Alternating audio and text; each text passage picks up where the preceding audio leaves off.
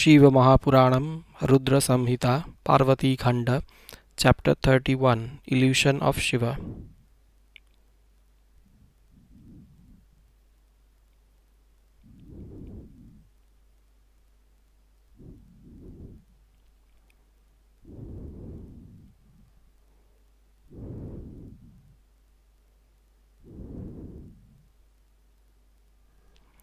Brahma said, O Narada, realizing about the undisturbed and great devotion of both Himalaya and Mena towards Shiva, Indra, and all other gods, felt immensely concerned. The gods said, in case Himalaya gives away his daughter with utmost devotion to Shiva, then surely he will achieve moksha, disappearing from Bharata. The mountain is the abode of enormous gems. In case he leaves the earth, the name of the earth as the abode of gems would become infructuous. He will assume his divine form, casting off his immobile aspect and giving away his daughter to Shiva. Taking to the divine form, he will go to the place of Shiva. Reaching there, he will surely merge into the form of Shiva, and enjoying the best of pleasures, he will surely achieve moksha. Brahma said, thus consulting among themselves, all the gods thought of deputing their preceptor to Himalaya. O Narada, Indra, who is of selfish nature, accompanied with other gods, went to the place of his preceptor. Indra and other gods, reaching the abode of his preceptor, respectfully narrated their feelings to him. The gods said, O preceptor, for the success of our task, you kindly go to the abode of Himalaya and denounce Shiva, making all the efforts. Durga is not going to marry anyone else except Shiva. By giving away his daughter half-heartedly to Shiva, he will not earn full merit. Himalaya is presently lodged on earth, since it is the abode of innumerable gems. Therefore, you establish him on earth. Brahma said, thus listening to the words of the gods, the preceptor did not agree with them, and reciting the name of Shiva, he placed both his hands over his ears. The preceptor, with a benevolent mind, recalling Shiva in his mind, rebuked the gods again and again and said, Brihaspati said, all the gods are selfish in nature and sabotage the interest of others. By denouncing Shiva, I shall surely fall in hell. Let someone among you go to Himalaya and do good to himself by advising him. In case he gives the daughter unwillingly, he will remain on earth, and in case he gives away the daughter with devotion, then he is sure to achieve moksha. Afterwards, the 7 divine sages will advise Himalaya that Durga is not going. You accompanying Indra, go to Brahmaloka and convey the news to Brahma. He will be able to do your job. Brahma said, hearing this, all the gods made consultations among themselves, and then they reached in my court and they discussed the matter with me quite respectfully. O sage, listening to the words of the gods about denouncing of Shiva, I, the reciter of the Vedas, lamented and said, Brahma said, O my sons, I am unable to perform the task of the unbearable denouncing of the Lord Shiva, which is the cause of misfortunes and the destruction of fortunes.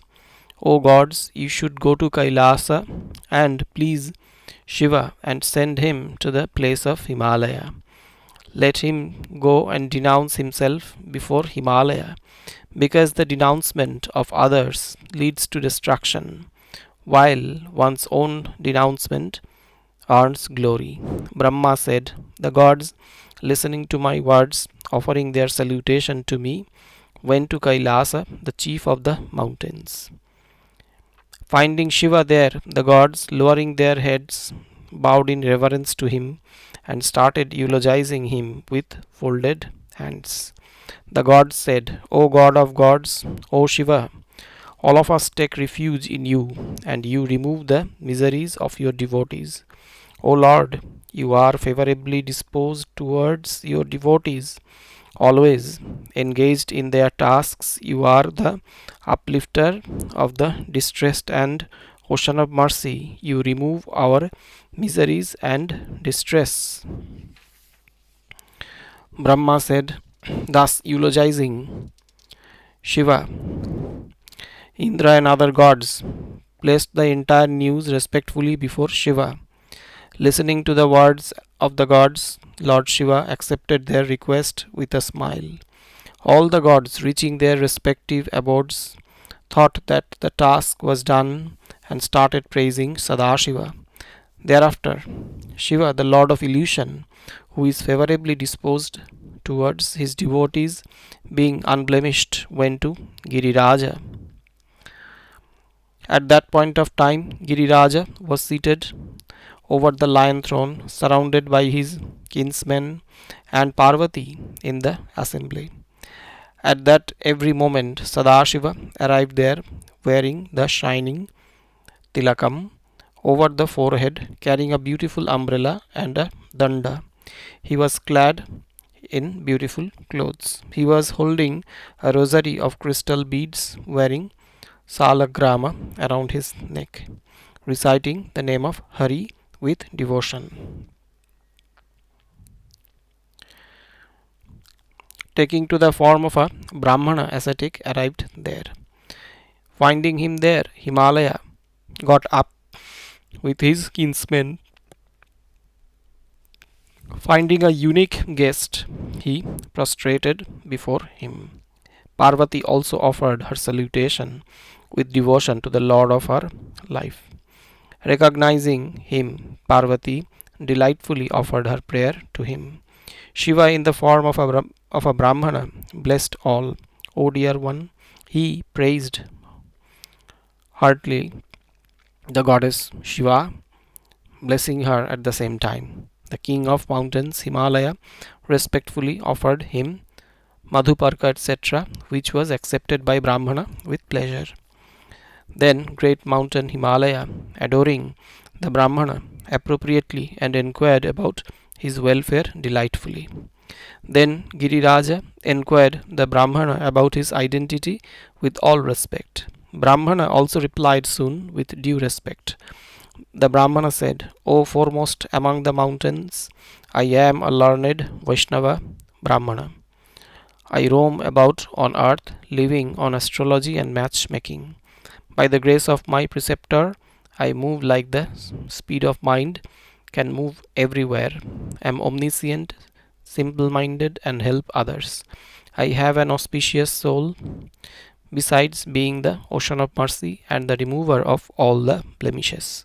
I am aware of the fact that you are inclined to give away this daughter with divine beauty to Shiva. He is helpless, having no shelter, has no association, is ugly, devoid of virtues, dweller of the cremation ground, wearers of snakes. He remains naked, has a dirty body, is adorned with the ornaments of snakes. His pedigree is unknown, his conduct is bad, and he always remains wandering. His body is smeared with ashes, he remains furious always, he lacks wisdom, his age is unknown, and always wears the crown of the matted locks of hair over his head. He supports all those who roam about, he is adorned with the garlands of snakes, is a mendicant, is the follower of the wrong path, and stubbornly discards the path of the Vedas. O mountain, your present inclination is not at all auspicious. O best of the learned people, born in the race of Narayana, you should be sensible. Shiva is not at all the deserving person. On hearing this, the people at large will laugh at you with disdain. O Giriraja, look here, he is devoid of kinsmen.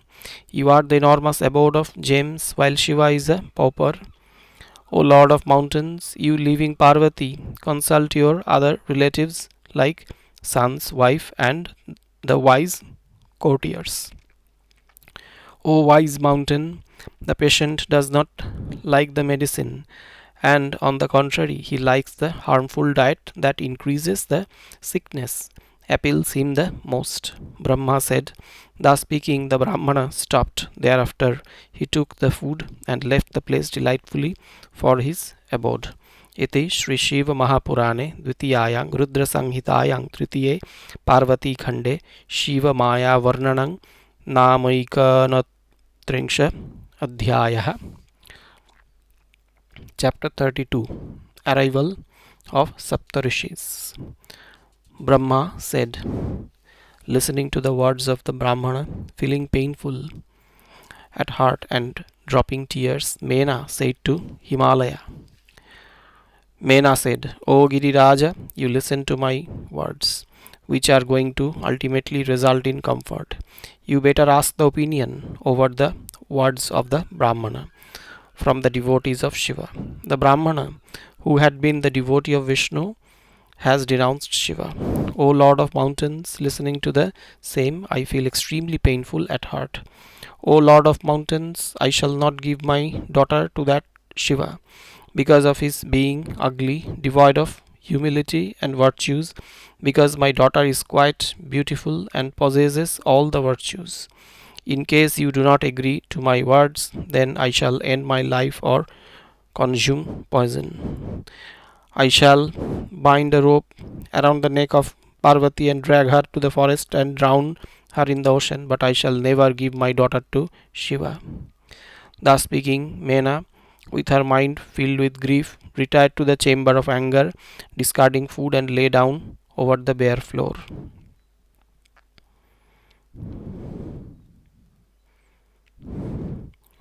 O dear one, Shiva, on the other hand, who was upset with the pangs of separation, at once recalled the seven sages. At the recalling of Shiva, the Sapta-Rsis at once arrived there like the Kalpavriksha. Arundhati also herself accompanied them. On the arrival of the seven sages, illumining like the rays of the sun, Shiva discarded performing the tapas. O sage, the seven sages offered their salutation to Shiva. In reverence and standing before him, they eulogized him, considering themselves to be quite fortunate, and spoke to him. Thereafter, feeling surprised, they again offered their salutation to Shiva, the lord of the three lokas, and then spoke. The sages said, O best of all the lords, you are a Chakravarti among the gods. We consider ourselves to be extremely fortunate. In earlier times we had performed the tapas thrice and had studied the Vedas, had performed homas offering the three types of oblations, had visited several holy places, and performed all the noble deeds. Whatever was possible with our mind, speech, and the body, we have been successful with your simply remembering us. A person who daily adores you, he gains success in his desires. What could be said about the merits of the people who are remembered by you? O Sadashiva, with you remembering us today, we have become the best. Usually, you never come across the path of desire and aspirations of the ordinary people. As the fruit grown at height is beyond the reach of a dwarf, the one who is blind by birth is deprived of eyesight. The dumb person cannot gain speech, or a pauper can never have the sight of the treasures. The lame person cannot reach the mountain top. A barren woman cannot produce child. Similarly, O Lord, we could get an audience with you, which is beyond the reach of an ordinary person. What more can we speak on the subject? O God of gods, you are the Lord of all the gods. By an audience with you, we have become worthy of great respect. You are complete in all respect.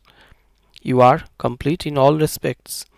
What are we required to do? In case you are really kind to us, then command as a task to be performed by the slaves like us. Brahma said. Thus, listening to the words of the sages, Shiva, depending over the worldly traditions, spoke very pleasing words. Shiva said, the rishis are always respectable, and Out of the rishis, you are more respectable. O Brahmanas, I have remembered you for a particular job. My intentions are to do favor to others, and you are well aware of the same. I have to be specially benevolent to the people. The gods are frightened from the wicked Tarakasura. He has become invincible because of the boon granted to him by Brahma. What shall I do? O sages, the eight cosmic bodies possessed by me are not for my self interest, but are meant for the welfare of the others, and this is well known. Still, I would like to marry Shiva. She, on her part, has performed very hard tapas, which is beyond the reach of the sages, in order to achieve me. I have also to bestow the desired reward to her for her benefit. This is my clear vow, which delights my devotees. At the instance of Parvati, I had gone to the abode of Himalaya as a mendicant. I purified Kali with my divine sport. Taking me to be the supreme Brahman, both Mena and Himalaya agreed to give their daughter to me with Vedic rites. Then, at the instance of the gods, I, taking to the form of Vishnu's devotee, went to the abode of Himavan and denouncing myself. I have shattered their devotion in me, as a result of which they have become averse to me and do not feel like giving away their daughter to me. Therefore, all of you should go to the abode of Himalaya and advise him appropriately. Making all the efforts, you should speak to them the words as per the provision of the Vedas. You should establish this noble cause by whatever means it is possible to do so. O best of the sages, I would like to marry their daughter, and I have already granted her boon for that purpose. What more shall I speak on the subject? By visiting that place, you convince Himalaya and Mena in such a way that the task of the gods could be established. In case you have to go beyond, then whatever method could be thought by you, it can be applied by you. This is your own task and has to be done to receive the credit for the same. Brahma said, listening to these words, the rishis, with the spotless mind, having been thus graced by the Lord, felt delighted.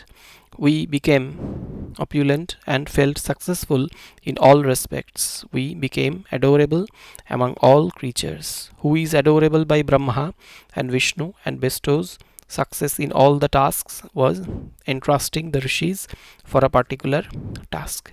He happens to be the father and mother of the universe. Let this relationship remain over Let this relationship remain ever growing like the moon of the bright fortnight. Brahma said, thus speaking, the divine sages, offering their salutation to Shiva, reached the capital of Himalaya through the skyway. Reaching the divine city, the sages were immensely surprised and they started talking to one another about their merits. The rishis said, we are very fortunate today, besides being auspicious, that we have been able to visit the capital city of Himalaya, and more so because Shiva has deputed us himself for the purpose. This is better than Alaka, the city of Kuvera, or of Bhagavati, the city of the Nagas, or Amaravati of Indra. There are beautiful houses for living here, which have the courtyards studded with crystals and gems. The slabs of solar or moon stones are found in every house. Different kinds of divine trees are also growing there.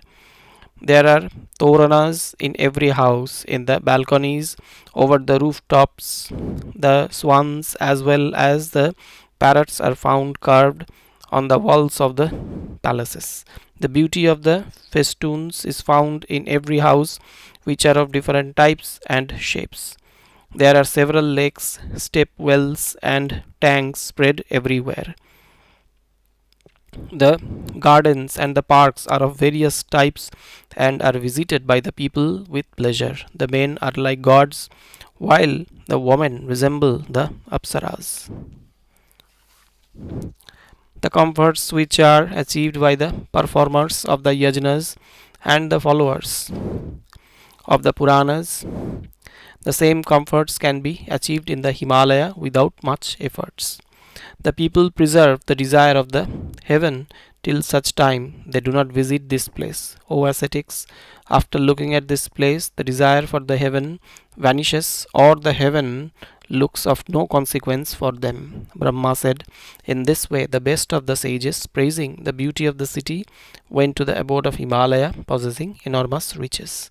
Finding the sages with the resplendence of the sun, who were arriving by the skyway, Himavan felt surprised at the sight of the illustrious sages. Himalaya said, the seven sages illumining like the sun are arriving here. I should therefore adore them. Graceful are the householders like me, because the ascetics who provide comforts to all are arriving here. Brahma said, soon after the descending of the sage on earth, Himalaya, finding them before him, respectfully went to honor them. Lowering his head, folding his hands, he bowed in reverence to the seven sages and then adored them with great honors. Accepting his adoration, the seven sages with delightful mind spoke beneficial words to Himavan. Himalaya said, O sages, with your arrival here, my household has been purified. Thus speaking, he, with utmost devotion, provided seats to them for sitting. Making them occupy their seats, he, with their permission, himself took his seats and then spoke to the sages. Himalaya said, I have become fortunate, besides having all my desires fulfilled. My life is successful today. I am the best person worthy of being seen in the world, besides becoming like several sacred places. This is because you, in the form of Vishnu, have arrived in my abode. You are the perfect one. You are the perfect one. What could be the special purpose of your visiting a poor person like me? Still, I am your servant. There might be some task with you to be entrusted to me. You kindly speak it out to make my life a success.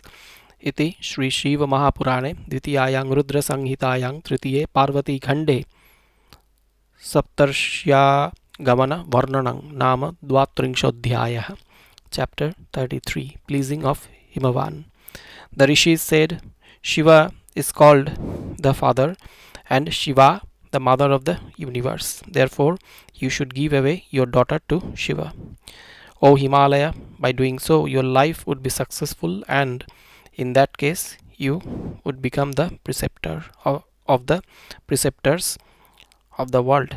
Brahma said, O excellent sage, then, listening to the words of Sapta-Rsis, Giriraja, with folded hands, spoke to them. Himalaya said, O seven sages of great enlightenment, whatever has been spoken by you has already been cherished by me, by the grace of Shiva. Then a Brahmana belonging to the Vaishnava cult arrived here and had spoken much against Shiva quite lovingly. Since then, the mother of Shiva, having been overpowered by ignorance, is not inclined for the marriage of her daughter with Shiva. Feeling painful, wearing dirty clothes, stubbornly she retired to the chamber of anger. She remains unconvinced in spite of the repeated arguments. I am speaking the truth. Even I have been overpowered with ignorance. Therefore, I am also not at all inclined to give away my daughter to a beggar. Brahma said, O sage, having been influenced with the illusion of Shiva, Himalaya kept quiet and then sat among the sages. Then all the rishis, praising Shiva Maya, then sent Arundhati to Mena.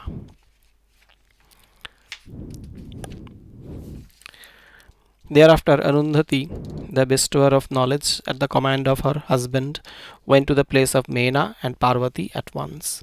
Reaching there, she found Mena sleeping after getting fainted. Making her conscious, Arundhati spoke the sweet words to her. Arundhati said, O chaste Mena, devoted to your husband, you get up because I, Arundhati, and the compassionate Sapta-Rsis have arrived.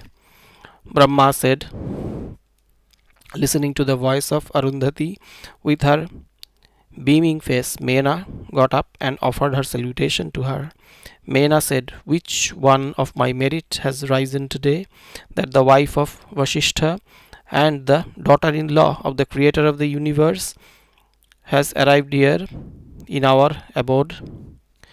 O goddess, what for have you arrived here? You tell me particularly. I happen to be your slave girl with my daughter.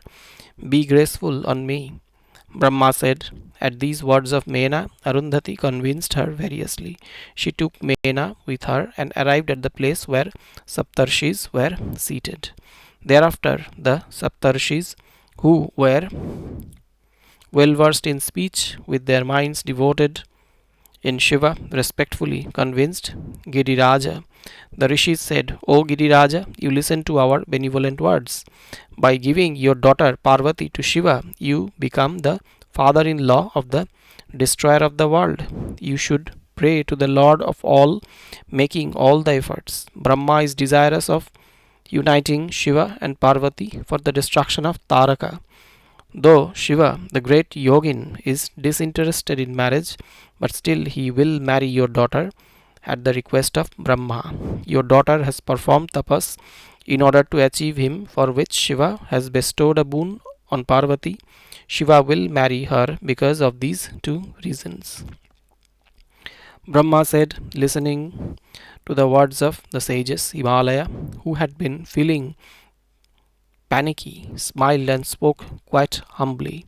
Himalaya said, I don't find any property with Shiva. He does not have any house or a relative. He is detached, besides being a mendicant. Therefore, I do not intend to give away my daughter to him. You are the sons of Brahma. You tell me the future course of action in case a father gives his daughter to an unsuitable person in marriage out of love, delusion, fear, or covetousness. He is doomed and is sure to fall in hell. At my own free will, I shall never give Parvati to Shiva, the holder of a trident.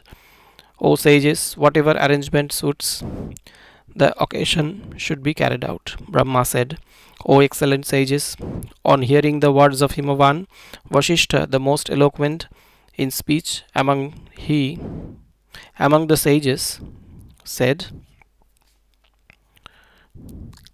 Vasishtha said, O Lord of the mountains, listen to my words. An action which is according to the dharma provides comfort in this as well as the other world. O mountain, three types of words are stated to be in the world. A learned person, knowing all the laws, can well understand them by means of his pure vision of knowledge. Some of the words which are initially pleasing but subsequently prove to be false and painful, such words are spoken by the enemies alone. There are some words which appear harsh in the beginning but are found pleasant subsequently. Such words are spoken by the compassionate and religious minded kinsmen. The words which are as sweet as the nectar and bestow pleasure, being essence of the truth besides being beneficial, are considered to be the best. O mountain, these are the three types of words which have been prescribed in the treatises on polity. You therefore tell me which type of behavior should be adopted by me to please you. Shiva is no doubt devoid of the riches created by Brahma, but his mind is engrossed in the ocean of the true knowledge. The one who is in possession of the blissful knowledge, how could he be desirous of the outward things? A householder gives his daughter away to the one having country, kingdom, and the riches. By giving away the daughter to a grieved husband, a father earns the sin of the killing of the daughter. Who says Shiva is grieved when Kubera happens to be his servant? With the mere movement, he can create or destroy the universe. He happens to be the Nirguna, Supreme Lord, and is beyond Prakriti. For creation, etc., there are three types of images, viz. Brahma for creation, Vishnu for preservation, and Shiva for destruction. Brahma is lodged in Brahmaloka, Vishnu in the ocean of milk, and Shiva lives in Kailasa. All the three are the vibhutis of Shiva.